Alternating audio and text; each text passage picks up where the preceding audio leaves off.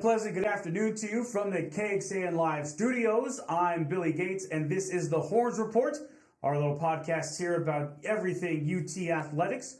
And with me today is KXAN Sports Director Roger Wallace. And Roger, we've got a jam-packed show today. Just some news that literally just came to us as we were getting ready for this live stream podcast here. Dillon Mitchell, sophomore on the UT basketball team, he's not only headed to the transfer portal, but he's also declaring for the NBA draft once again, like he did last season. But as Jeff Goodman from the Field of 68 has reported, he is headed out of Austin.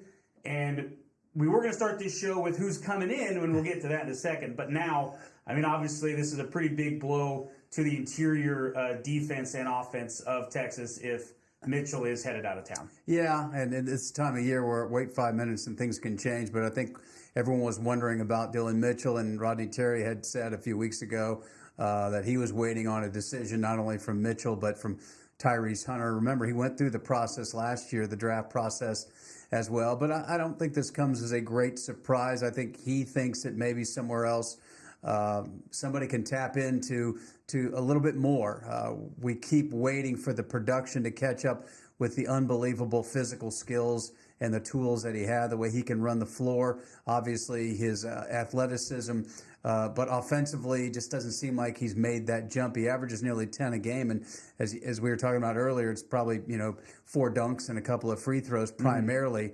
And so looking for a different place. Of course, he signed to play for Chris Beard. Chris Beard has been really active in the portal with Ole Miss, not saying there's a connection, but certainly that's one thing you have to think about. And then, I don't know what kind of grade he's going to get in the NBA. It would certainly be a project where they grade him on his physical and athletic skills, not necessarily his basketball skills. But yeah, I don't think anybody's surprised after 2 years that he's looking for a change of scenery somewhere.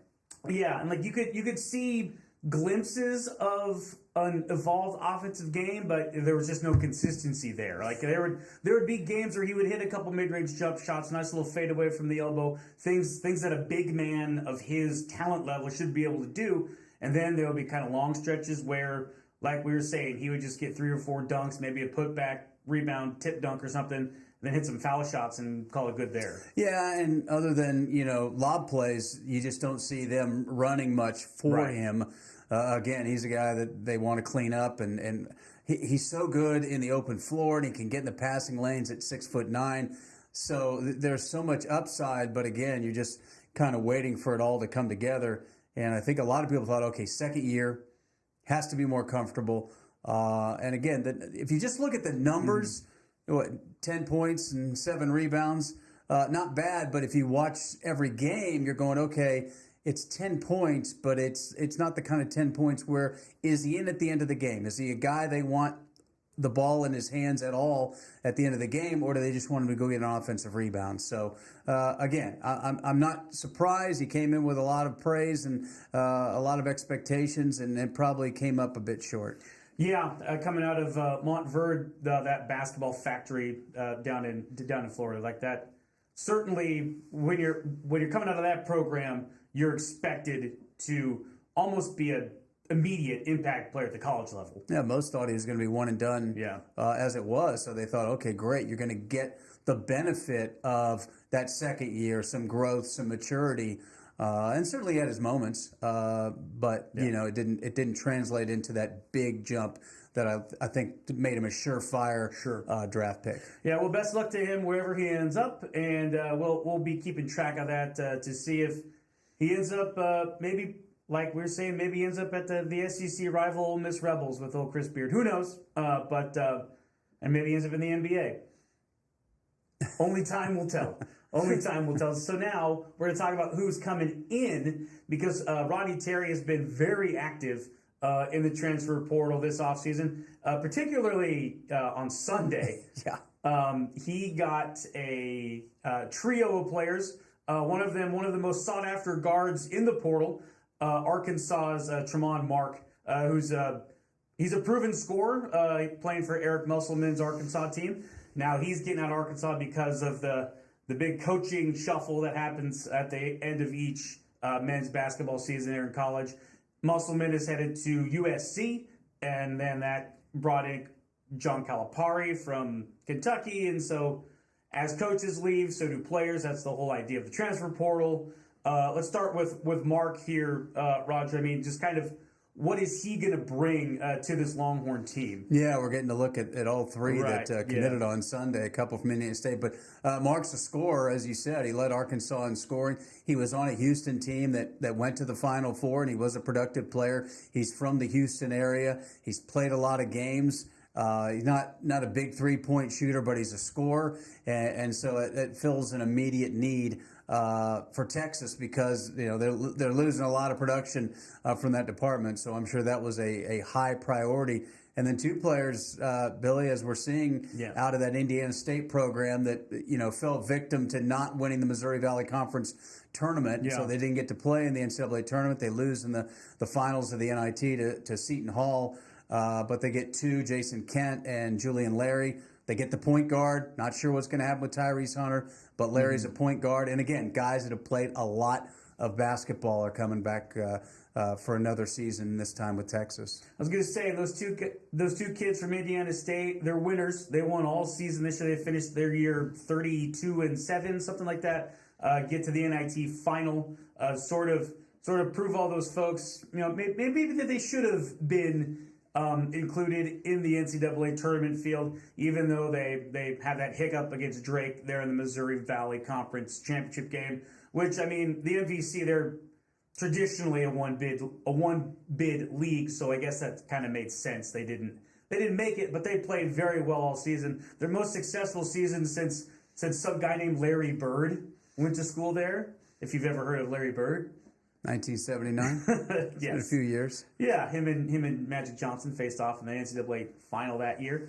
But yeah, I mean, this sort of, the whole idea of the portal was so players could move as coaches move. That's one aspect of it anyway. But Indiana State's coach, Josh Schertz, he moves to St. Louis. And so that kind of facilitated a mass exodus there. I know Robbie Avila is the other big recruit from Indiana State that's in the portal. He's a big man, 6'10", wears the goggles. I kind of think that maybe a lot of Texas fans that saw Indiana State were thinking, oh, maybe we got, Kareem Abdul-Jabbar or Larry Bird, whatever his nicknames are.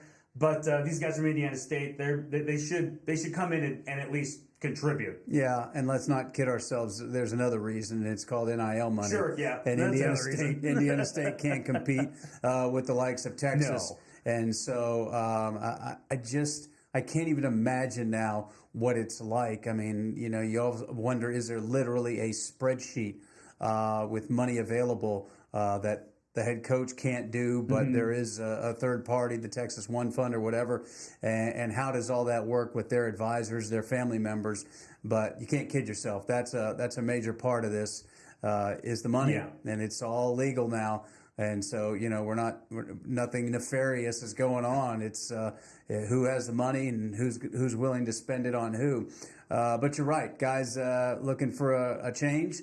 Their coaches did leave, so it is a coincidence, I think. Both Mark, his coach, leaves, and the two kids from Indiana State leave. But my guess is those two might have investigated the portal anyway, just to see what was out there. Maybe Mark. I mean, this is a third school, so that's become commonplace. And it's the new world we're in, that in one day, potentially, Rodney Terry gets 3 starters from the transfer portal, and I think they want more to come. They lost Cam Scott, their highly touted recruit from South Carolina. He tweeted today, Billy, it sounds like it might be a family situation, said he wanted to stay closer to home, some personal things, and so he was released from his national letter of intent. So now they have 2 incoming freshmen, Trey Johnson, the cornerstone. Yeah. If you watch the McDonald's game, you see he's got crazy range. He's fantastic. Yeah, and he can shoot it. So if you're wondering about that, he's probably going to be your kind of number one sniper right now, just looking at this roster. And then you got guys coming back. I.T. Horton showed glimpses. I think Kendall Weaver's a guy, Billy, that you just wonder what kind of jump can he make next year. He's about to break. I think as soon as he gets a legitimate jump shot really from anywhere on the floor. Could be from three, could be a mid-range game. But if he adds that jump shot to his offensive game, I think he can take a big next step and be that sort of like an all-conference type player. Yeah, and we've seen glimpses of the shot. Yeah. And you think about the tournament game against Colorado State. I mean, he went and got big buckets at big times in the game, and we've seen it before. So some guys put up maybe 10, 12 points, but when do they put them up? Kendall Weaver is fearless, and he'll put up points in the last 5 minutes of a game. He'll get to the glass, he'll get to the free throw line, and he just feels like, because he came in after just 1 year at UTA, so he's a young guy that he and I say this figuratively and literally because the way he jumps is pretty amazing. But I think he's going to make a big step next year. But RT's got to he's got to keep adding to this roster. Mitchell now, we don't know about Tyrese Hunter. So again, they had a nice Sunday, but they need a few more of those days. Yeah, so we will be keeping tabs on that. Stick with us, KXAN.com, and of course on air, Rogers all over that, and the rest of the crew. So let's switch gears here to football, because that's what you talk about in April in Texas is football, right? The spring game, the orange and white scrimmage, is coming up 1 p.m. on Saturday there at DKR Memorial Stadium, and we've been at a bunch of spring practices here, catching some action, and most recently, we were able to catch up with Jaden Blue, one of the returning running backs, and I think he's ready to have that sort of breakout year, sort of like what Jonathan Brooks had. I mean, I don't want to compare the two, but after chatting with him at media availability, kind of seems like he's ready to make sort of that Jonathan Brooks type leap. Well, and he's the anti-portal guy, because you could have seen him pretty quickly say, you know what, I can go play somewhere else. I know what I'm capable. I've got the explosiveness. And he kind of waited his turn. And he used Brooks as an example, sitting behind Roshan Johnson and Bijan Robinson, Keelan Robinson. So he had good mentors. And then he saw firsthand what one season can do. And that's even with the knee injury to Jonathan Brooks. Still, he might be the number one running back on the board. So, again, and that's kind of the whole point of building a program where it continues to kind of manifest with guys seeing other guys be successful, and so they're willing to wait a little bit and be confident in their ability and not just jump to the next opportunity. So I think you're right. I think what we saw in the last part of the season with him, how explosive he is, and what a 1-2 combo he was with Jonathan Brooks, and now I think with C.J. Baxter, Jarrett Gibson, the freshman early enrollee, I think they feel pretty good about their stable of running backs.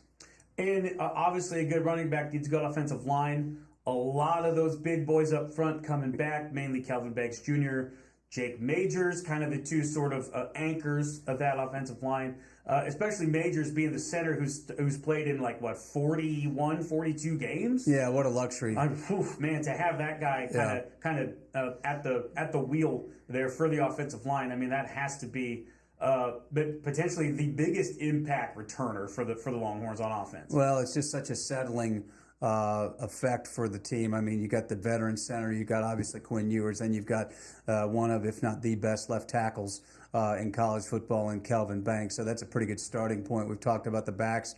Wide receivers, obviously interesting because you got the three portal guys, but you got some guys that have been waiting their turn. Primarily, you think of Jonte Cook, but there's some other guys. DeAndre Moore, Ryan Niblett. They love Wingo, the freshman from St. Louis. Sark's singled him out twice now during the spring, Ryan Wingo. So I think there's a plethora of offensive talent. I think everyone's wondering about the defense. Not sure if we're going to get any answers on Saturday in the spring game. That's going to be, as it always is, pretty vanilla, and hopefully the weather will hold out. And I think it's more of a kind of a celebration. People sometimes lose sight of the fact for the players, it's the end of the spring practice. It's practice number 15. They just get to have a bunch of fans in the stadium, and then it's not like it's over. They go right to off-season workouts.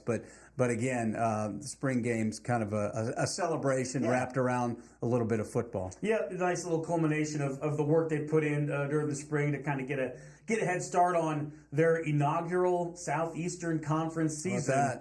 That's obviously the main story about the football team. Not only the football team, the whole athletic program headed to the SEC. So it'll be something to watch for. Fans can get a sneak peek 1 p.m. and that's part of Made in Austin weekend that coincides with what's going to end up being a pretty pivotal Big 12 series for the baseball team. They play TCU that weekend. We'll see how that goes, and that's kind of a segue into talking about baseball here, baseball and softball before we wrap up. Baseball needed a bit of a miracle to beat Houston. They need some magic. They got it. They scored 8 runs in the 9th inning to win that series. They beat Houston 13-8 on Sunday in Houston with 8 runs in the 9th inning. Like I said, 3 home runs, and when you're doing that, that's both good and it's could be a little concerning. It's a lot concerning. Yeah. What's happened the last 2 weeks. You lose 2 out of 3 to BYU at home. That's at the bottom of the Big 12. Then you go to Houston, and you're really flirting with it. You get a great effort on Saturday from the freshman D. Kennedy to hit a couple of home runs, including one that breaks the tie. And as you said, Sunday. And the long ball has bailed this team out a lot this year. You're still trying to figure out that rotation. They move LeBaron Johnson to Sunday. 2 innings. He got a big strikeout with runners on in the second to get out of it. They put 2 runs on the board in the top of the third, and boom, gives up a 3-run homer, and his day was done without going 3 innings. So they got to figure that out.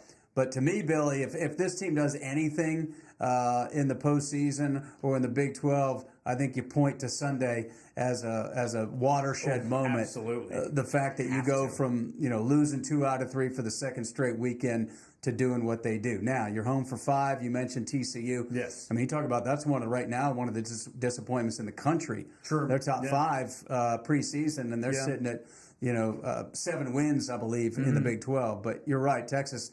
They need to stack up series wins. Yeah. They've won 4 out of 5 series with all the kind of angst that's been around the program. Yeah. The only series they've lost is the one to BYU. Yeah, which is a head scratcher to begin with, because BYU is not one of the best teams in the Big 12. But it's baseball, right? This game's weird. It's weird. As Augie Garrido says, it's a cruel game. Yes, baseball is a very cruel game. So and let's move over to the softball team now. Ranked number 1 in the country again. They beat Oklahoma in a series for the first time in 15 years since 2009. Huge win for the program there. They sweep Baylor this past weekend. That kind of they're ranked, but I mean you almost have to kind of expect a sweep there, given how good the softball team has been. And Reese Atwood can hit the ball very hard and very far. Yeah, and they're doing it in a lot of different ways. And the old 2-1 games and 1-0 games with Kat Osterman. I'm dating myself, but you think of that now. You can give up 5 runs and still win comfortably like they did on Sunday. So Mike White's got a great compliment. Estelle Check was the National Pitcher of the Week last week for what she did in that final game against Oklahoma. So I think for them, the key is hang on, be a top 8 seed, be able to host all the way until the World Series in Oklahoma City. And I think if they do that, obviously a great chance to get back there after missing out last year when they went to the championship series 2 years ago. Sure, and it could very well be another Oklahoma-Texas championship series like it was there a couple years ago. But except this season, I think it would be a little bit more expected that Texas be there, unlike kind of when they were there a couple years ago. It was a bit of a surprise. Oh, no doubt. I wouldn't call it a Cinderella run, but it was a bit of a surprise that they got that far. Yeah, no doubt. And Oklahoma State, I mean, think about those 3 in the Big 12 and nationally. They might have something to say about it as well, too. Yeah, absolutely. All right, well, we're going to call it good there for this edition of the Horns Report. Thank you so much for watching. And for Roger Wallace, I'm Billy Gates. And we'll talk to you again very soon.